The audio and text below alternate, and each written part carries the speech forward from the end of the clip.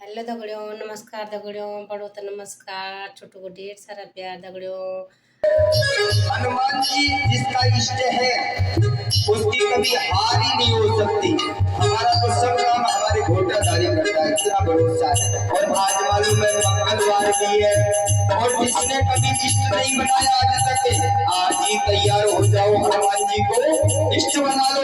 माताएं वही शिव जी का रुद्र उतारे, हनुमान जी माताएं भोलेनाथ को इष्ट बना लो, और हमारे भाई लोग बाबा लोग हनुमान जी को इष्ट बना लो। अब हनुमान जी का गुणगान भी गाएंगे मंगलवार को।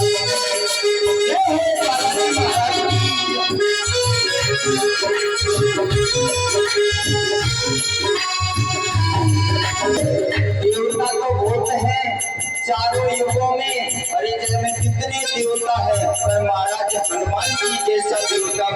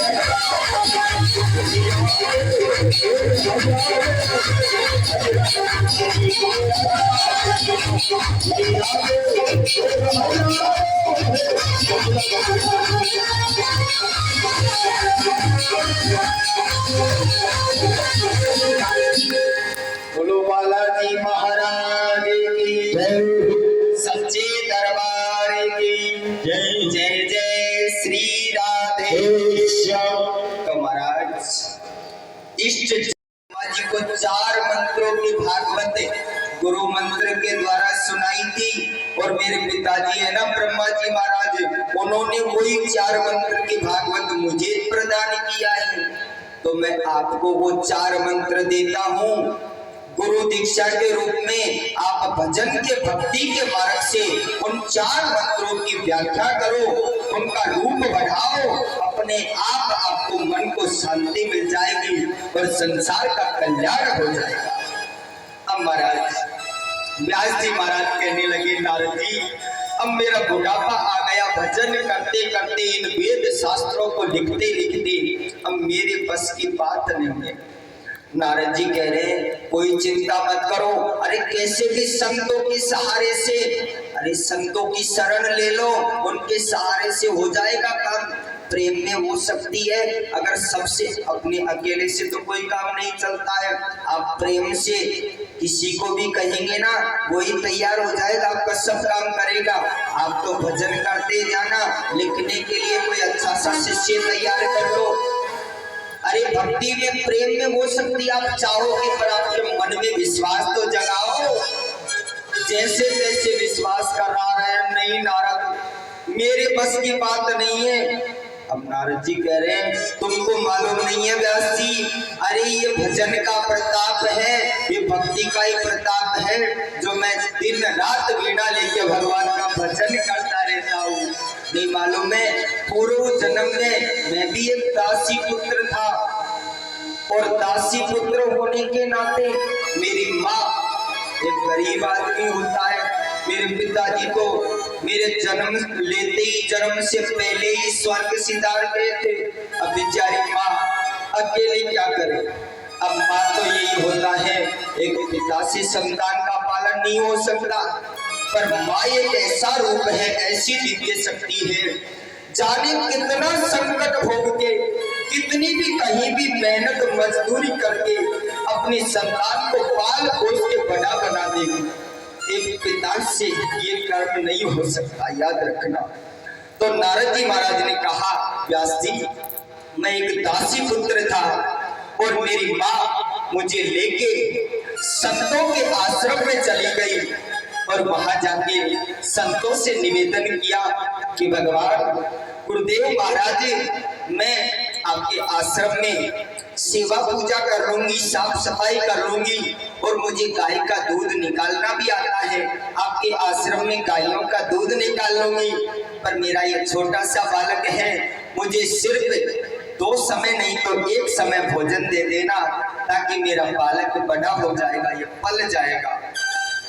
अब माँ के भाव, अंदर के करुणा भाव को देखा, संतों ने शरण दे दिया। संतों का मन तो कोमल होता है, एक माखन की तरह होता है कि देवी कोई चिंता मत करो, आप प्रेम से आओ और आश्रम में आनंद से रहो, अंदर जाओ, आपकी गुरु माता है, देवियां उनके संग में आनंद से आश्रम में सेवा करो, और इस बालक की कोई चिंता मत करो, ये बालक तो साक्षात भगवान का दीवाना है। अब संत तो शकल देख के ही बता देते हैं कि इसका रूप, इसका जीवन में क्या होगा और कैसा आगे बनेगा। भाई पूत के पैर तो पालने में ही पता लग जाता है कि तेरो ये छोरा है ना, आगे जाके का बनेगो, कोई चोर बनेगो या कोई भक्त बनेगो या कोई कलेक्टर बनेगो। अब संतों ने कहा देवी कोई चिंता मत करे, तेरो ये बालक है ना, इसकी शक्ल पे ये लिखा हुआ है कि भगवान का साक्षात परम दीवाना बनेगा, और इसका नाम वेद शास्त्रों में भी चलेगा।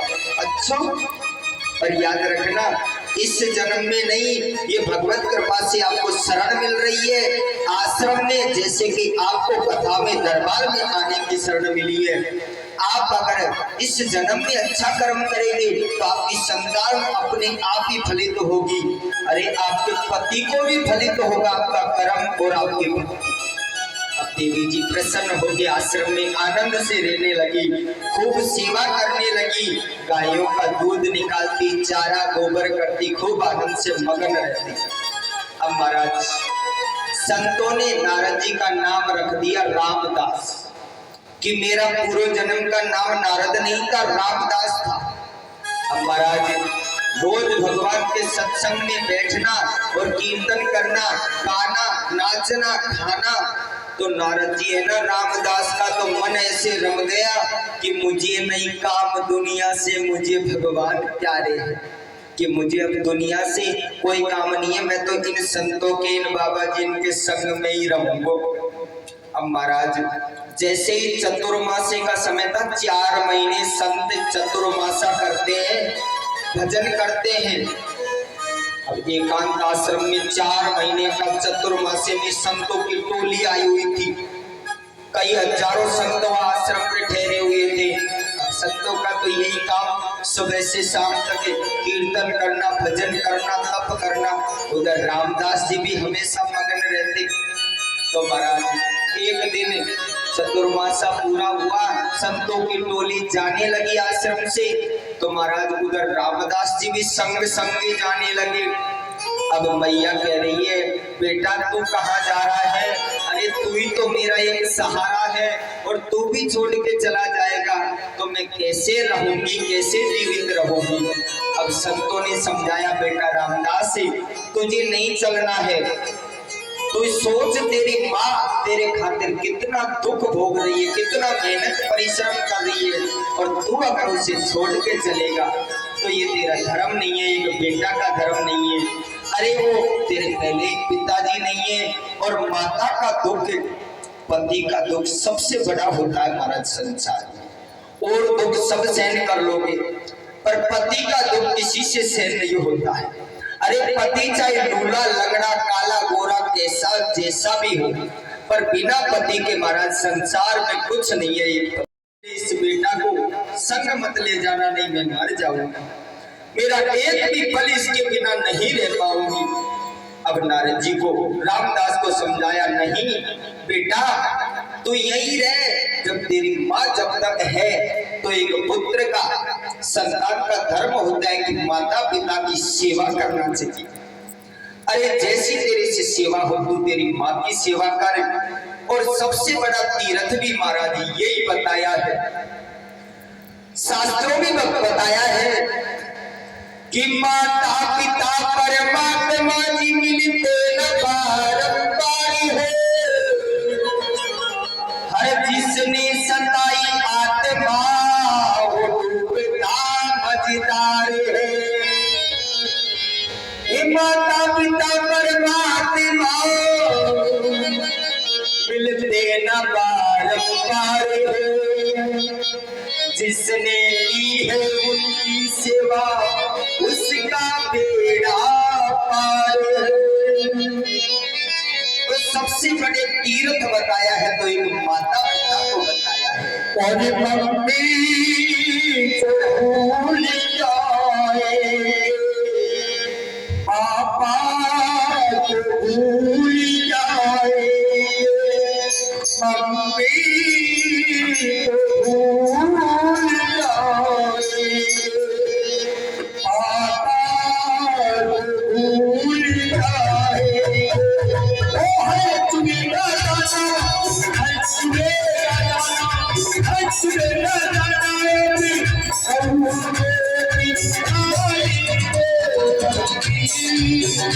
भूल जाए, पापा भूल जाए, भूल जाए, पापा भूल जाए।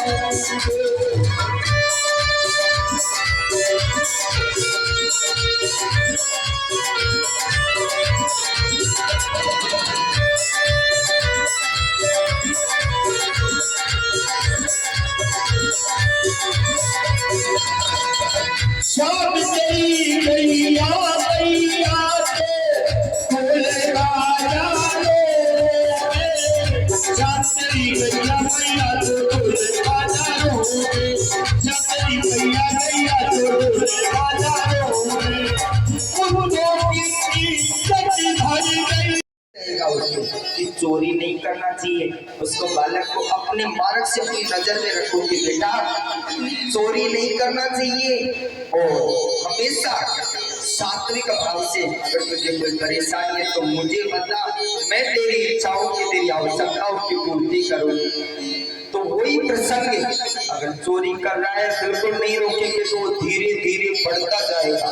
एक दिन आज पेन लाया है, कल पूरा बैग ही उठा लाएगा, और आगे आगे जाके धीरे धीरे बैंक के भी ताले तोड़ेगा तो लास्ट में जाके जेल हो जाएगी, फांसी हो जाएगी, आपका नाम नहीं बदनाम हो जाएगा। तो माताओं से सबसे निवेदन है अपनी संतान पे पूरा ध्यान रखा करो।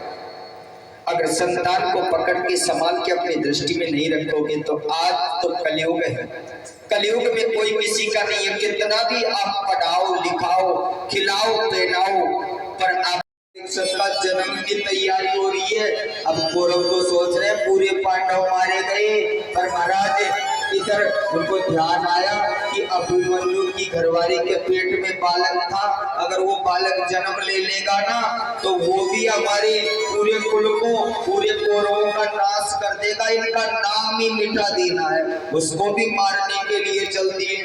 अब महाराज जैसे ही भगवान ने सोचा अरे मेरे पांडवों का नाम मिटना और मेरा तो फिर कोई मतलब ही नहीं है, भगवान ने अपने चक्र को गर्भ में सूक्ष्म रूप में धारण करके चक्र का प्रकोटा लगा दिया और महाराज कितना भी कोई भी मारो कोई असर नहीं हो सकता।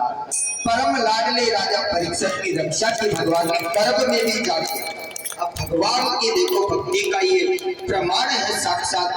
आप तो कहते हैं बाहर, अरे जो गर्भ में भी जाके रक्षा कर रहा है, जो बाहर रक्षा नहीं करेगा हमारी। जैसे जन्म लिया परीक्षित जी ने तो बैठ के चारों तरफ देखने लगे। अब महाराज इतने संकटों में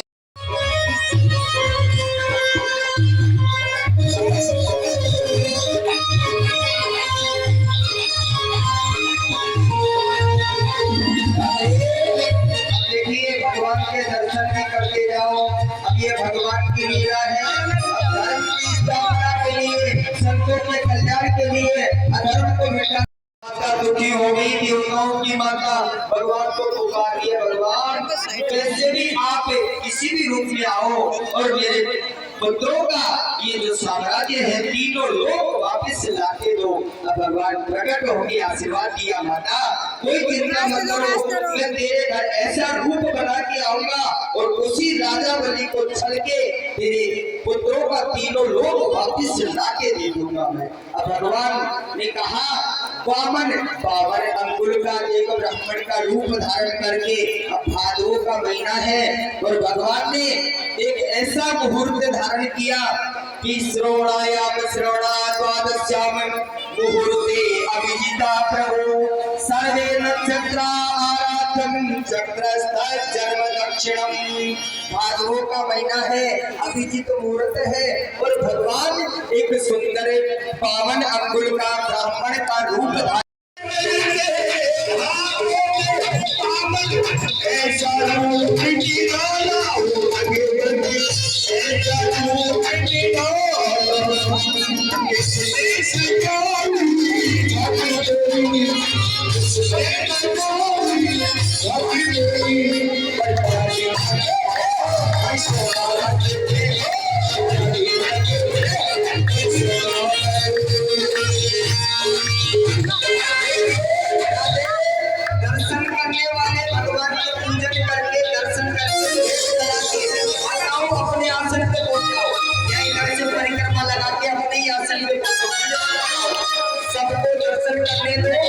जिनको जो भी भेंट चढ़ाना हो चढ़ा के दर्शन करके आगे बढ़ो और आनंद लेते जाओ।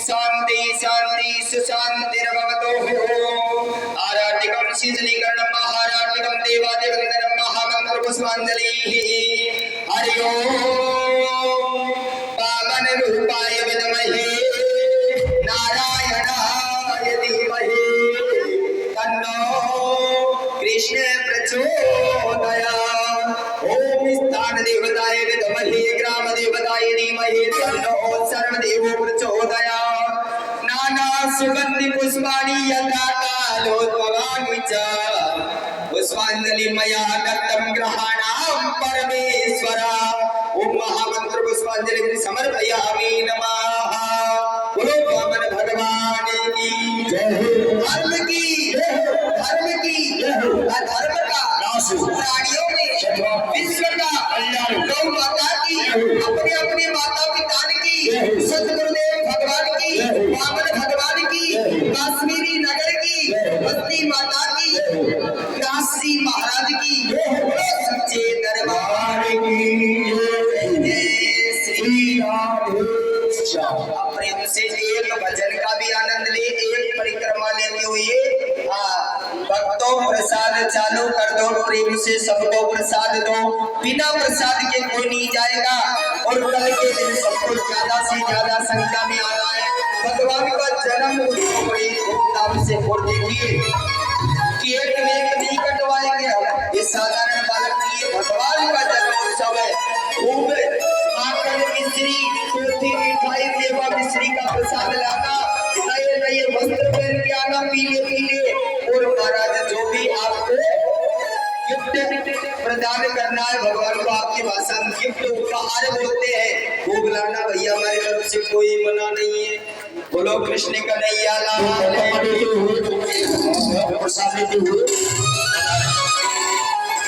वो चांद मुरली बजाते हो याद से बुलाते हो